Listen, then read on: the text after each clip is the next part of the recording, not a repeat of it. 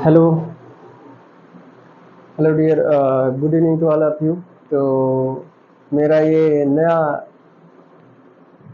Smart board आप लोगों को हंसी आ रही होगी, बट कोई बात नहीं।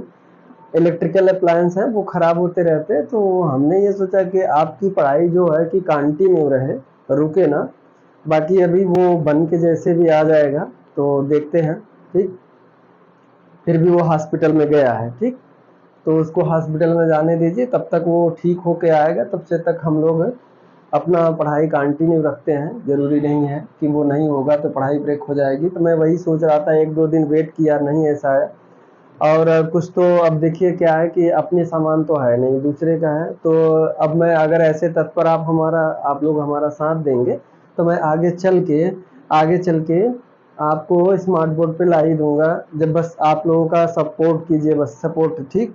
आप लोग अपना काम, और आपका काम क्या है, ज़्यादा से ज़्यादा लोगों को शेयर करना और सब्सक्राइब करना चैनल को, ठीक है। तो अगर ये हो जाएगा तो कल को मैं स्मार्ट बोर्ड आप लोगों के सहयोग से ला दूंगा, और फ्री ऑफ कास्ट मैं अगर इतना मेहनत कर रहा हूँ, आपको पढ़ा रहा हूँ, ठीक है। तो कतई ये माइंड में मत लाइए कि स्मार्ट बोर्ड पे नहीं पढ़ा रहे हैं तो वो कंटेंट नहीं मिलेगा, वो एक्सप्लेनेशन नहीं मिलेगा, वो चीज़ें देखने को नहीं मिलेंगी। यहाँ पे सब मिलेंगी जो स्मार्ट बोर्ड पे मिल रहा है। तो मैं हर एक फिगर बनाऊँ एकदम डायग्राम। अब जो मुझे बच्चे जानते होंगे वो पता होगा कि मैं डायग्राम से बहुत अच्छे से समझा देता हूँ। तो बट ये मेरे अंदर घमंड नहीं है, मैं कोशिश करता हूँ कि डायग्राम से, कोशिश मेरी यही रहती है कि फुल एकदम एक्सप्लेनेशन हो डायग्राम से। तो ज़्यादा वीडियो लंबा हो जाएगा डियर। तो आज हम जो सब्जेक्ट लेके आए हैं वो सबका मनपसंद सब्जेक्ट होता है।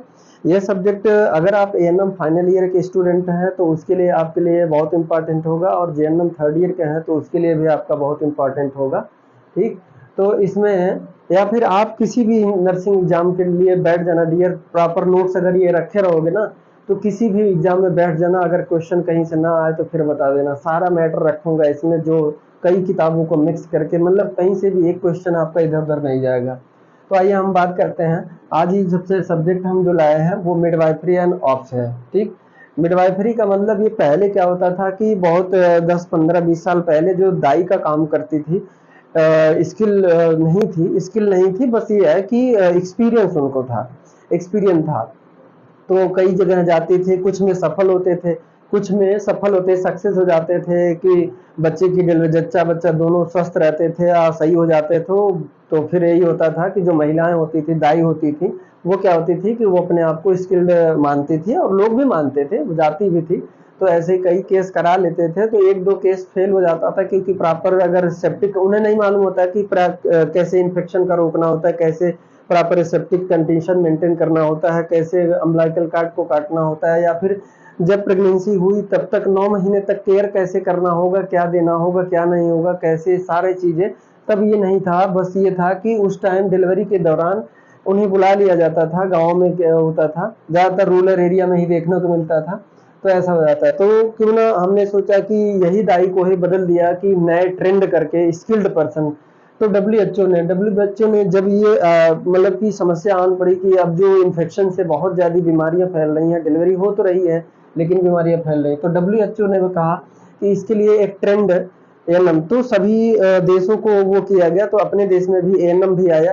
तो एएनएम आया पहले, इससे पहले जेएनएम ही था, तो जेएनएम के बाद फिर एएनएम आया, फिर बीएससी नर्सिंग आया, तो फिर एएनएम को ही स्किल्ड किया गया। क्या किया गया? स्किल। तो डब्ल्यूएचओ ने ये डिफिनीशन दिया, या फिर उनको बताया कि एक एएनएम कैसा होना चाहिए, ठीक, या फिर उसको क्या क्या ज्ञान होना चाहिए, क्या क्या नॉलेज होना चाहिए, ठीक। तो मिडवाइफरी का मतलब ये होता है कि अगर आप एएनएम हो गए, पूरी तरह कंप्लीट कर लिए या नर्सिंग कर लिए, तो आपको मिडवाइफरी के बारे में जानना है। तब मिडवाइफरी के इंट्रोडक्शन के बारे में बात करते हैं। अगर डब्ल्यूएचओ की माने तो डब्ल्यूएचओ क्या परिभाषा देता है, मिडवाइफरी का क्या परिभाषा देता है, कहता है कि it is defined as skilled, मतलब कौशलपूर्ण, स्किल्ड और नॉलेजफुल और कंपेंसेट केयर, यानी कि एकदम सरल में दे दे, फॉर चाइल्ड बियरिंग। किसके लिए? चाइल्ड बियरिंग वुमेन के लिए, जो महिलाएं अब प्रेग्नेंट होने जा रही हैं उसके लिए, उसके बाद न्यू बॉर्न के लिए, ठीक, और उसके बाद इन्फेंट के लिए, एंड देयर फैमिली के लिए, ठीक, यानी उनके फैमिली को भी। फ्रॉम प्रेगनेंसी, कहां से? From pregnancy pre pregnancy, from pre pregnancy यानी प्रेगनेंसी से पहले से लेके कि अब रिप्रोडक्टिव, जैसे एलिजिबल कपल होते हैं यानी नई नई शादी हुई, ब्याह हुआ, तो ठीक है, तो उसमें क्या होता है कि अब ये आगे चल के बच्चा जो है कि प्रेगनेंसी हो सकती है, तो उसमें भी केयर करना ये मिडवाइफरी में आता है। उसके बाद प्रेगनेंसी, उसके बाद birth and postpartum and the early week of life, यानी कि एक छोटा सा बेबी है उससे लेके और मदर को लेके, मतलब कि कहाँ से केयर करना है आपको, from from pre pregnancy to pregnancy, birth, postpartum and the early week of life. ठीक, तो ये WHO ने डिफिनेशन दिया किसका, मिडवाइफरी का, मिडवाइफरी का डिफिनेशन दिया। तो उसके बाद अब हम बात करते हैं ऑप्स की। ठीक, ऑप्स की बात करते हैं। ठीक, तो इसको आप लिख लीजिएगा, प्रॉपर नोट्स बनाते चलिए, आप इसको स्क्रीनशॉट ले लीजिए, मैं तब तक आगे बढ़ रहा हूं, मैं इसको हटा रहा हूं। ठीक है,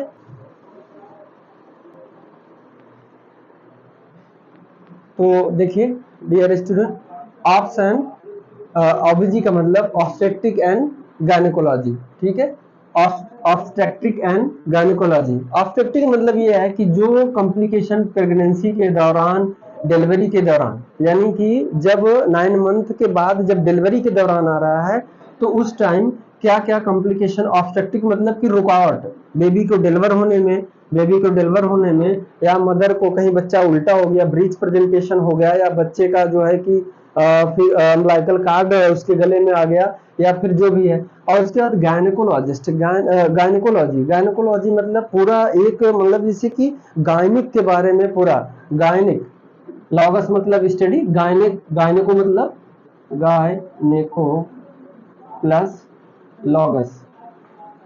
ठीक, लॉगस मतलब स्टडी, गायनिक मतलब फीमेल, फीमेल रिप्रोडक्टिव सिस्टम। ठीक, फीमेल रिप्रोडक्टिव सिस्टम के बारे में अच्छे से अध्ययन होना चाहिए पूरा एकदम एक एक करके। तो ये गायनेकोलॉजिस्ट होती हैं, गायनेकोलॉजिस्ट जो होते हैं वो उनका काम होता है, आपको थोड़ा बहुत नॉलेज इसके बारे में रखना होता है।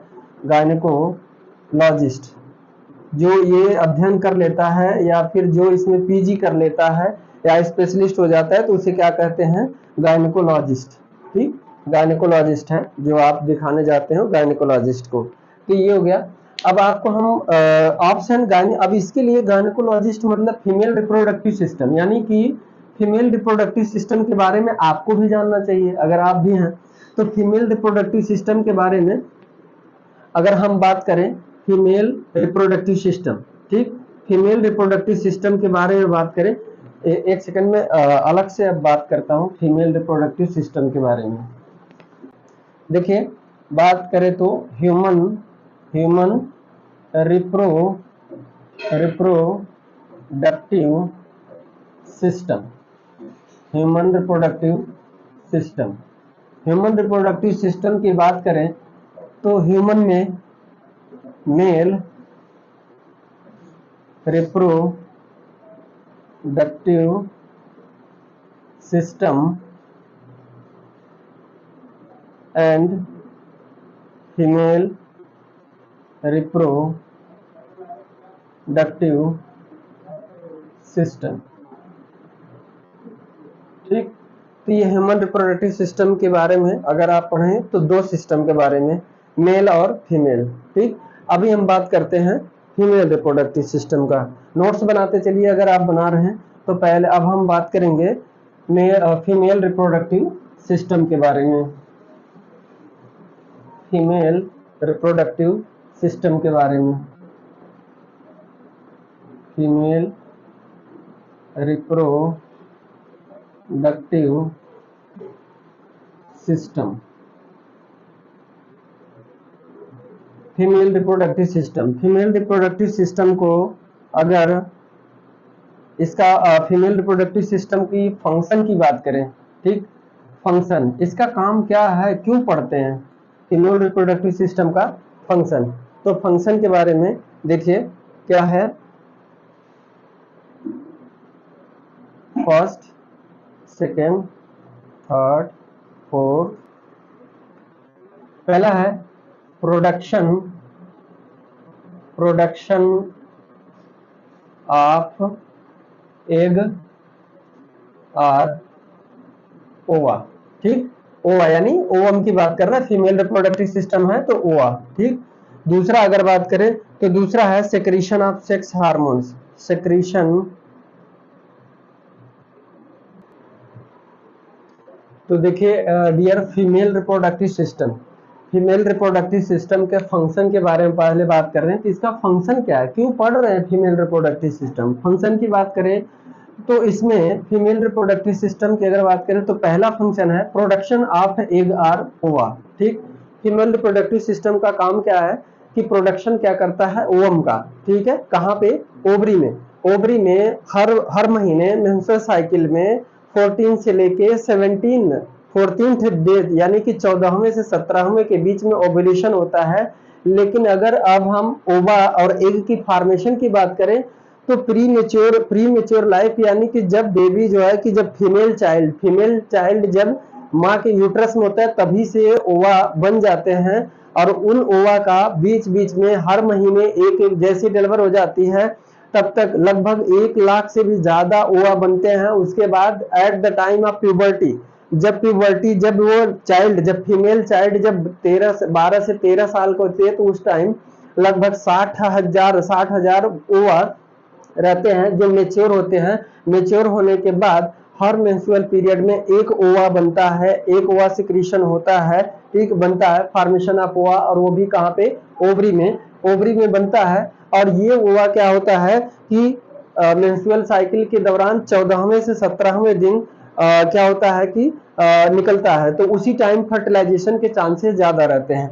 तो काम इसका क्या है, फीमेल रिप्रोडक्टिव सिस्टम का काम क्या है, पहला कि प्रोडक्शन ऑफ एग और ओवम। दूसरा है सेक्रीशन ऑफ सेक्स हार्मोन्स यानी आप एस्ट्रोजन और प्रोजेस्टेरॉन की बात कर रहे हैं। एस्ट्रोजन, एंड्रोजन का भी सिक्रीशन होता है। ध्यान दीजिएगा, आपको बता दूं कि फीमेल में एंड्रोजन का भी सिक्रीशन होता है, एस्ट्रोजन का भी सिक्रीशन होता है, और प्रोजेस्टेरॉन का सिक्रीशन तब होता है जब प्रेगनेंसी के दौरान।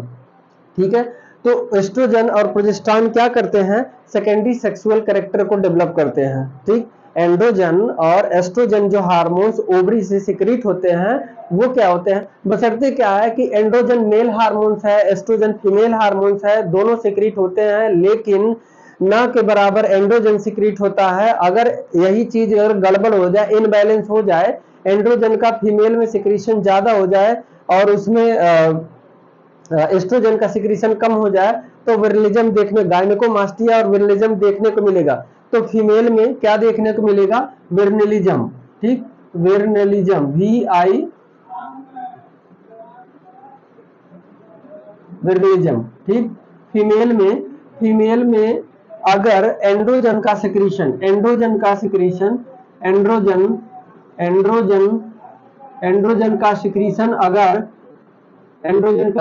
अगर बढ़ जाए किससे,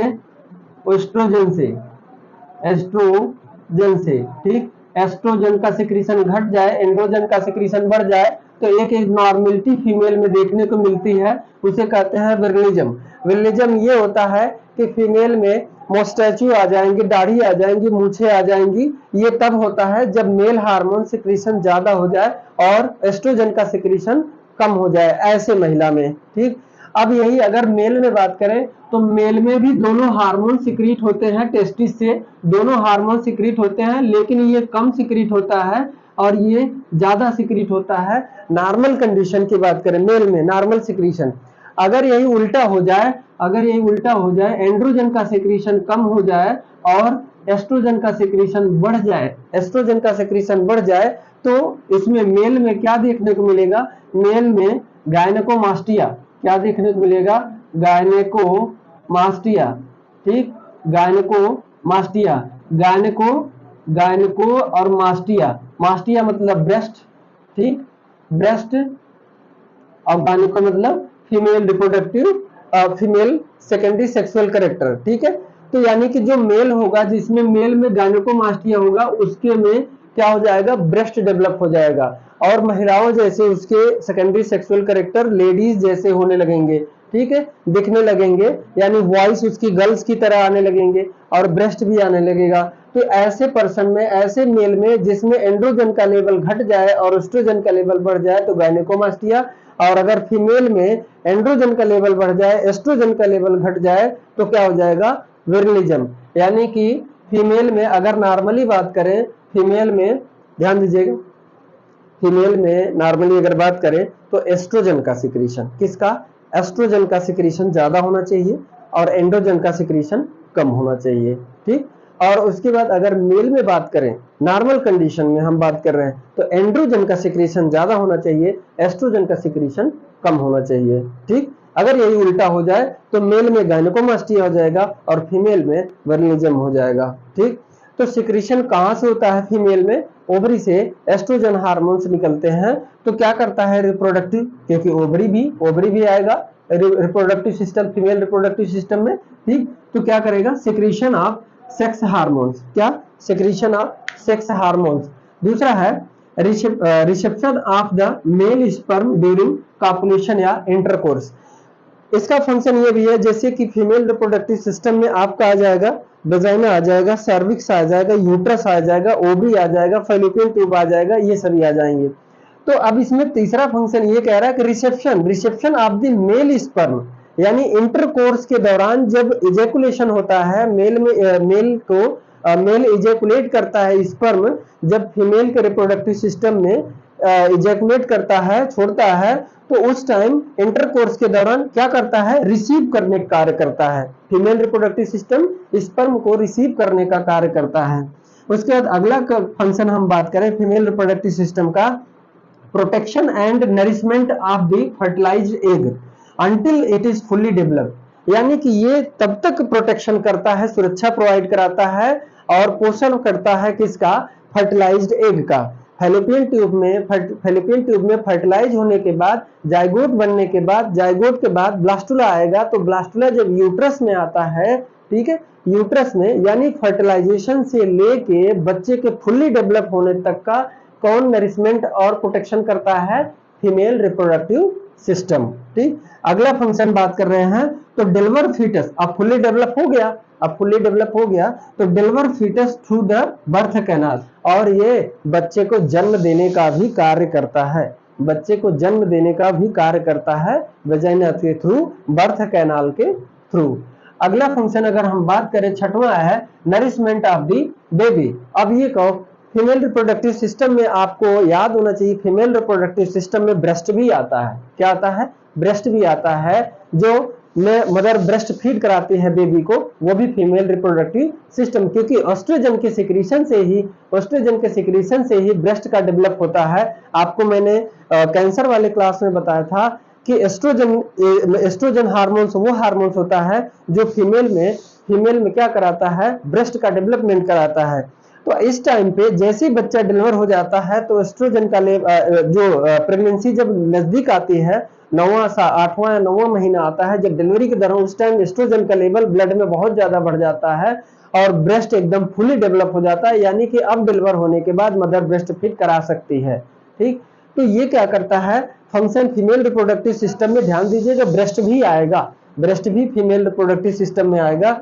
नरिशमेंट ऑफ द बेबी का नरिशमेंट करा, यानी डिलीवरी के बाद मदर जो है बेबी को डिलीवर करने के बाद ब्रेस्ट फीड कराती है, वो भी काम फीमेल रिप्रोडक्टिव सिस्टम का ही है। तो ये रहा कार्य आपको फीमेल रिप्रोडक्टिव सिस्टम का, ठीक। अब हम बात करते हैं, आपको देखिए इसमें थोड़ा सा हमारा जो स्मार्ट बोर्ड है ना, हमारा स्मार्ट बोर्ड बहुत छोटा है, तो इसलिए ध्यान दीजिए, मैं थोड़ा थोड़ा करके और समझने की कोशिश की, मैं फिगर बनाऊंगा अलग से, तो उसको ध्यान से देखने की कोशिश कीजिएगा और इसका स्क्रीनशॉट ले लीजिएगा और नोट्स में लिख लीजिएगा, ठीक है। अब हम बात करते हैं फीमेल रिप्रोडक्टिव सिस्टम के बारे में, ठीक। ये तो फंक्शन था, अब उसके ऑर्गन के बारे में कि फीमेल रिप्रोडक्टिव सिस्टम में कौन कौन आते हैं, क्या क्या कहाँ पे स्थित होता है, कैसा होता है, ये सब चीजें हम बात करेंगे, ठीक है।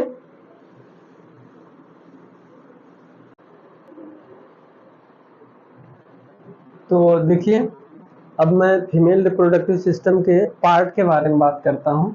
इसको तीन पार्ट में डिवाइड दिया है। कुछ तीन पार्ट है, वैसे तो कुछ लोग बोलते हैं दो पार्ट में, इंटरनल और एक्सटर्नल और इंटरनल, लेकिन हमने एसेसरी भी रख दिया है, ठीक है, और एसेसरी भी आता है।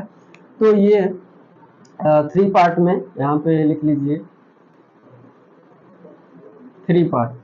The female reproductive system, it is divided into three parts: external genitalia, internal genitalia, and accessory organ of reproductive system, ठीक है।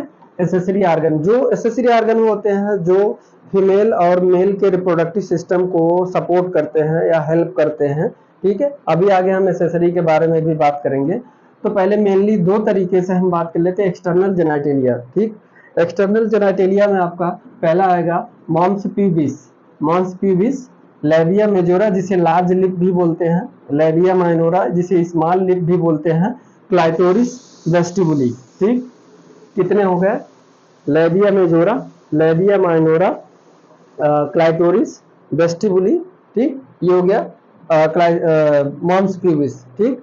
Mons pubis, labia majora, labia minora, vestibuli और क्लाइटोरिस, ठीक। ये आ गए। उसके बाद इंटरनल की बात करें तो vagina, cervix, uterus, fallopian tube and ovary, ठीक। ओवरी, तो इसमें अगर ओवरी की बात करें तो दो ओवरी, फैलोपियन ट्यूब दो, ठीक, यूट्रस एक, सर्विक्स एक, वेजाइना एक। कभी कभी ऐसे नंबरिंग में भी पूछ देता है तो ऐसे, ठीक है, वेजाइना। तो अब इसमें अब हम एक एक पहले हम एक्सटर्नल जेनाइटेलिया के बारे में बात करें विथ फिगर के साथ, ठीक है। तो मैं फिगर पहले बना दूं, उसके बाद फिर देखिए एक्सटर्नल जेनाइटेलिया का फिगर बना रहा हूँ, सारी चीजें दिखाने की कोशिश कर रहा हूँ। तो आप इसको ले लीजिएगा, स्क्रीनशॉट ले लीजिए, चाहे लिख लीजिएगा, ठीक है। उसके बाद फिर हम इरेज अप करे रहें, ठीक है। चलिए देखिए जो अब ये हमने फिगर बनाया है, ये एक्सटर्नल जेनाइटेलिया इसमें दिखाने की कोशिश की। एक्सटर्नल जेनाइटेलिया में आपका आता क्या है? Mons pubis, labia majora, labia minora, उसके बाद क्लाइटोरिस, उसके बाद वेस्टिबुली, ठीक। ये आते हैं एक्सटर्नल जेनाइटेलिया में। ये जो देखिए हमने दिखा वेजाइनल ओपनिंग, ठीक। उसके बाद वेजाइनल ओपनिंग के अगल बगल दो डॉट है, देखिए इसे बोलते हैं बर्थोलिन ग्लैंड, ठीक। नीचे उसके हमने ये बनाया है, देखिए ट्राइंगुलर शेप में, इसे कहते हैं फॉर्चिटी। क्या बोलते हैं? फॉर्चिटी, जो इपिस्टॉमी के दौरान, इपिस्टॉमी यानी कि बच्चे के डिलीवरी के दौरान इसी को कट करते हैं, ठीक। फॉर्चिटी को, और कैसे? जे शेप्ड में कट करते हैं, जे शेप्ड में, ठीक, ऐसे कट करते हैं। ये नहीं कि सीधा नहीं कट करना है, जे शेप्ड में कट करना है। Mid lateral thigh, mid lateral, ठीक, फॉर्चिटी के मिड लेटरल में इधर से काटना है या चाहे इधर से काटना है, ठीक, ऐसे काटना है जे शेप्ड में। तो इपिस्टॉमी के बारे में जब हम बात करेंगे तो उसके बारे में हम बात कर लेंगे, ठीक। तो यहाँ पे देखिए हमने दिखाने की कोशिश किया, ये क्या है? Mons pubis. मॉन्स प्यूबिस का मतलब सीधे सीधे यहाँ पे हेयर ग्रोथ होते हैं, जितने हेयर्स होते हैं, हेयर वाले एरिया, जितने भी फाइन हेयर छोटे छोटे हेयर वाले होते हैं उसे मॉन्स प्यूबिस कहते हैं, मॉन्स प्यूबिस कहते हैं। उसके बाद ये मॉन्स प्यूबिस के बाद ये सबसे ऊपर क्या है? क्लाइटोरिस। क्लाइटोरिस कहाँ है? क्लाइटोरिस कहाँ है? वेस्टिबुली के जस्ट ऊपर है। और वेस्टिबुली कहाँ है? यूरेथ्रल ओपनिंग के चारों तरफ, यूरेथ्रल ओपनिंग के चारों तरफ। और उसके बाद सबसे बाहर क्या है? लेबिया मेजोरा जिसे लार्ज लिप बोलते हैं, लेबिया माइनोरा जिसे स्मॉल लिप बोलते हैं, वेजाइनल ओपनिंग, ठीक। यूरेथ्रा से जस्ट नीचे क्या है? Vaginal opening. और वेजाइनल ओपनिंग के दोनों साइड में क्या है? Bartholin gland. फिर नीचे क्या है? फॉर्चिटी क्या है। उसके बाद सबसे नीचे क्या है? एनस है, ठीक। क्लाइटोरिस की बात करें तो क्लाइटोरिस जैसे फीमेल में पेनिस का इरेक्शन होता है, हाईली सेंसिटिव होता है, वैसे क्लाइटोरिस होता है। वेस्टिबुली क्या करता है? वेस्टिबुली सारे जो है कि जो ओपनिंग है उसको मॉइस्ट करके रखता है, यूरेथ्रल को मॉइस्ट करके रखता है, वेजाइनल ओपनिंग को मॉइस्ट करके रखता है, ठीक, सिक्रीशन करता है। मैं एक एक करके बात करूंगा, मम्स पीबिस की भी बात करूंगा, लेबिया मेजोरा, लेबिया माइनोरा, ये सभी का मैं एक्सटर्नल जेनाइटिलिया, इंटरनल जेनाइटिलिया सभी का बात करेंगे। ठीक है, तो इसमें ये फिगर है, तो आपको अगर अच्छे से दिख रहा होगा तो आप ये जूम करके स्क्रीनशॉट लेके आप बना लीजिए, क्योंकि आप अगर जेएनएम है, अगर एएनएम में है, थर्ड ईयर में है, या बीएससी फोर्थ ईयर में है, तो आपको क्या होगा, फिगर भी बनाने के लिए आता है कि explain the female reproductive system of female reproductive system with diagram. ठीक, डायग्राम के अनुसार। तो अब हम ये एक्सटर्नल, ये क्या है, एक्सटर्नल जेनाइटिलिया,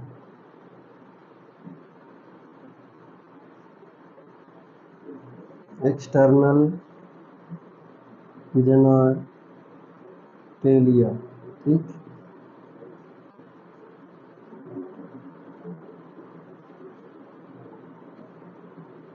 एक्सटर्नल जेनाइटिलिया, ये सब भी एक्सटर्नल जेनाइटिलिया हमने दिखाया, तो इसको देख लीजिएगा फिगर 1। अब हम बात करें, फिगर बना रहे हैं इंटरनल जेनाइटिलिया के। ठीक है, इंटरनल जेनाइटिलिया में हमने पहले बता दिया था कि इंटरनल जेनाइटिलिया में अब क्या क्या आएंगे, वेजाइना आएगा, सर्विक्स आएगा, यूट्रस आएगा, फैलोपियन ट्यूब आएगा, और उसके बाद ओवरी आपका आएगा। ठीक है, तो मैं अब उसको दिखाने जा रहा हूँ। ठीक, तो इसमें देखिए, इसको स्क्रीनशॉट ले लीजिए, मैं इसको इरेज करने जा रहा हूँ।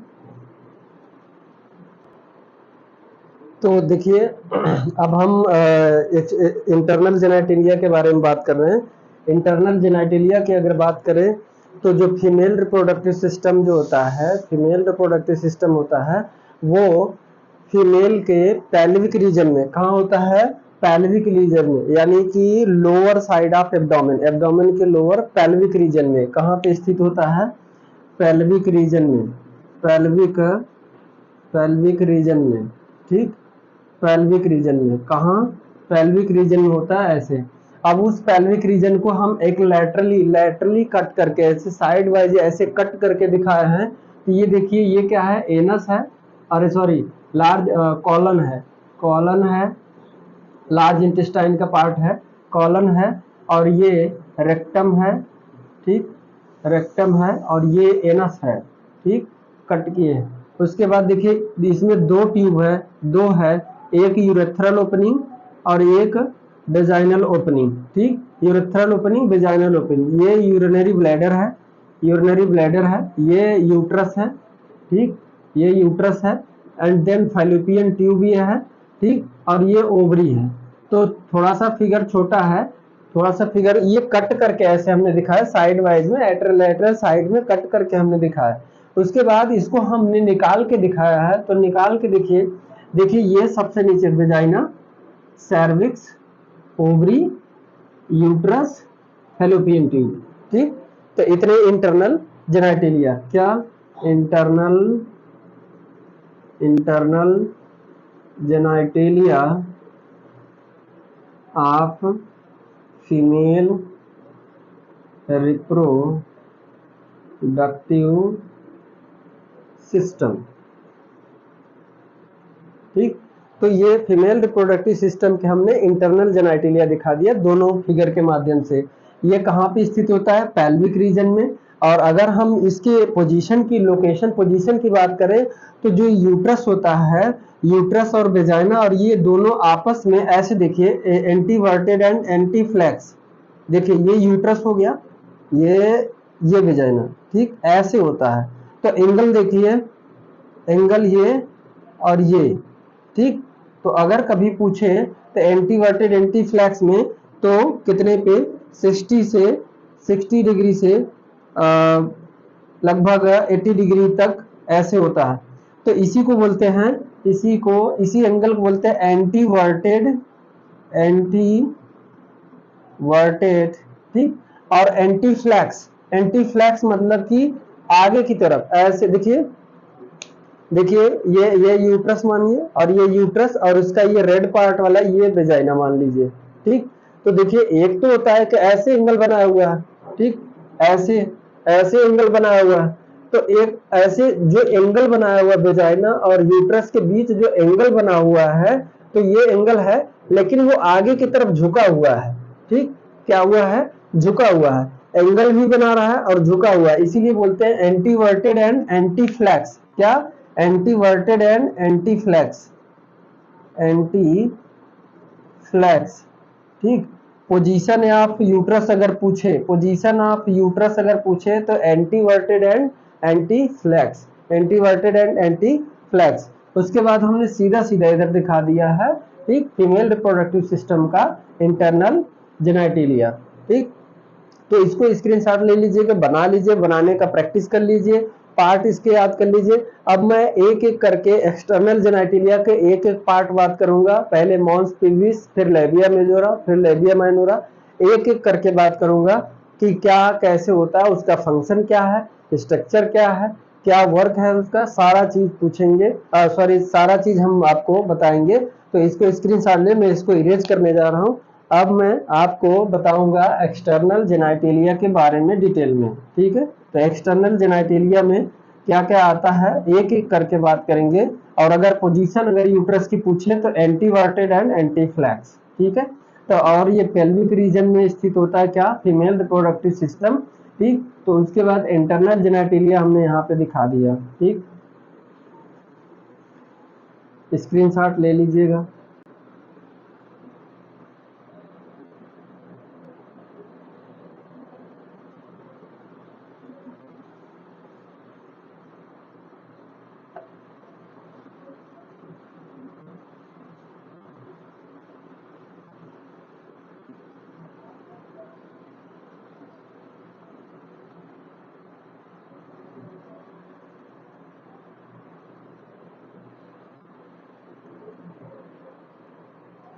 डियर, मैं ये जो कोशिश कर रहा हूँ इस छोटे से स्मार्ट बोर्ड पे, अगर आपको मैं अगर इस वीडियो में आपको अगर जैसे लग रहा हो कि सर और बड़ा बोर्ड लाइए या फिर और अच्छे से बने, तो प्लीज कमेंट करिएगा। अगर इसी पे आप समझ पा रहे हैं तो कोई बात नहीं, अगर नहीं समझ पा रहे तो आप प्लीज कमेंट करिएगा स्टूडेंट। मैं बोर्ड बदल दूंगा, मैं बोर्ड दूसरा लाऊंगा, बड़ा लाऊंगा, अगर आप कहेंगे तो। ठीक है, भले कैसे भी करना हो तो मैं लाऊंगा। तो आप जरूर कमेंट कीजिएगा कि इस तरीके से मेरा जो ये पढ़ाने का जो इसमें जो इस बोर्ड पे है तो छोटा स्मार्ट बोर्ड मेरा, तो स्मार्ट बोर्ड बड़ा लाऊंगा मैं। ठीक है, यही स्मार्ट बोर्ड बड़ा लाऊंगा, लेकिन इसमें अगर बता दीजिए, कमेंट करके बताइए कि वीडियो कैसा लगा, तब मैं इसी के आगे कंटिन्यू करूंगा। तो अब मैं आपको बात कर रहा हूँ, अगला मैं बात करूंगा, अगला मैं फीमेल रिप्रोडक्टिव सिस्टम का एक्सटर्नल जेनाइटेलिया के बारे में एक एक करके। ठीक है, एक्सटर्नल जेनाइटेलिया,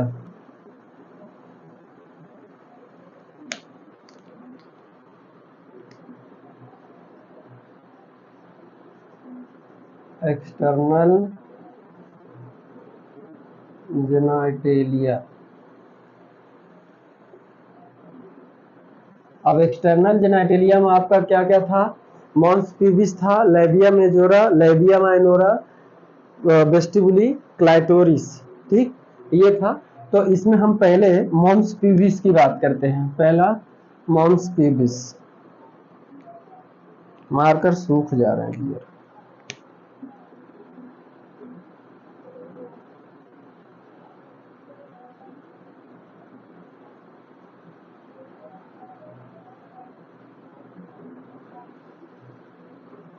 मॉन्स पिबिस, तो डियर देखिए, मैंने फर्स्ट मॉन्स पिबिस के बारे में बात की है।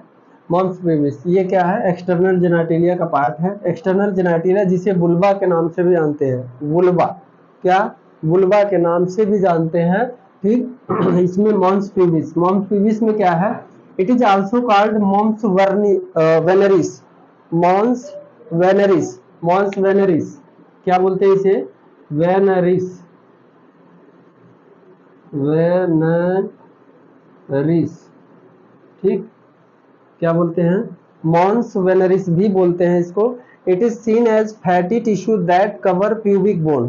देखो डियर, ये क्या होता है कि जो मॉन्स पिबिस होता है, ये इसका पार्ट जो ये स्किन का एक फैटी टिश्यू का लेयर है, स्किन का पेल्विक रीजन में जहां हेयर ग्रोथ होता है उसी को बोलते हैं, हेयर ग्रोथ, जिस पर हेयर ग्रोथ हुआ है इसी को बोलते हैं मॉन्स पिबिस। ये होता क्या है कि एक फैटी टिश्यू का स्किन का लेयर, स्किन में फैटी टिश्यू आ जाता है और वो स्किन का लेयर ही है और जिसमें क्या होता है कि आफ्टर प्यूबर्टी, प्यूबर्टी के बाद इसी पर हेयर आ जाते हैं, फाइन हेयर इसी पे आ जाते हैं प्यूबर्टी के बाद। जब फीमेल गर्ल्स क्या होती है 12 से 13 साल हो जाता है प्यूबर्टी के बाद, तो इसी पे हेयर्स आ जाते हैं। It is seen as fatty tissue, कैसा? फैटी टिश्यू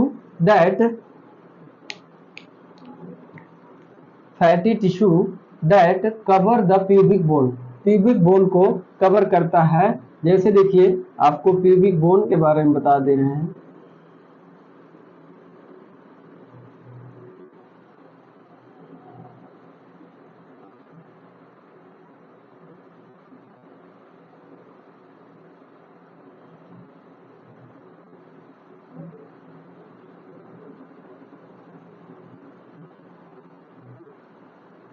ठीक, तो ये क्या है?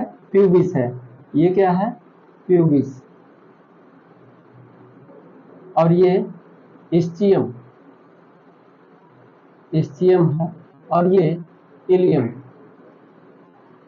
ठीक, इलियम, इस्चियम एंड प्यूबिस। तो इसी के ऊपर ही, इसी के ऊपर रहता है, ये बोन होता है। और इसी के एकदम लोकेशन पे ही फीमेल रिप्रोडक्टिव सिस्टम होता है। और ऊपर से अगर बात करें तो ये तो बोन है, ये क्या है? बोन है, इसी के अंदर रहता है। तो इसमें क्या होता है कि ये प्यूबिस बोन को क्या करता है?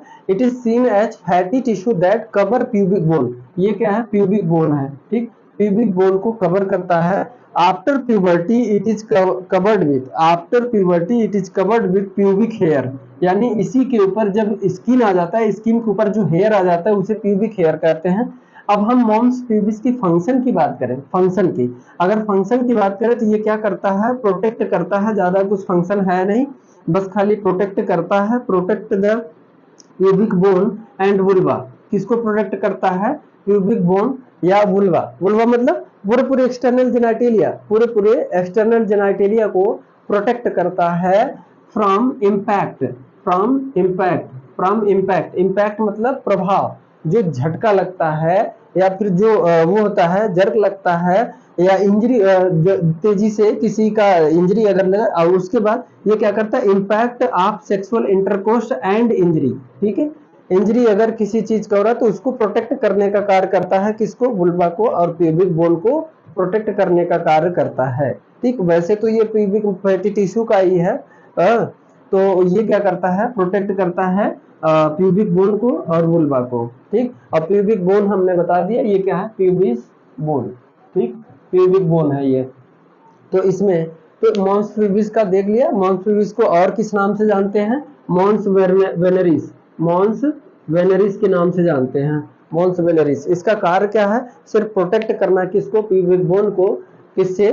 फ्रॉम इम्पैक्ट से, ड्यूरिंग या किसी इंजरी से, इम्पैक्ट से प्रोटेक्ट करता है। ठीक, तो डियर स्टूडेंट, ये जो मेरा पहला, मैं इसलिए अभी छोटा क्लास डाल रहा हूँ, आधे घंटे 35 मिनट का इसलिए डाल रहा हूँ।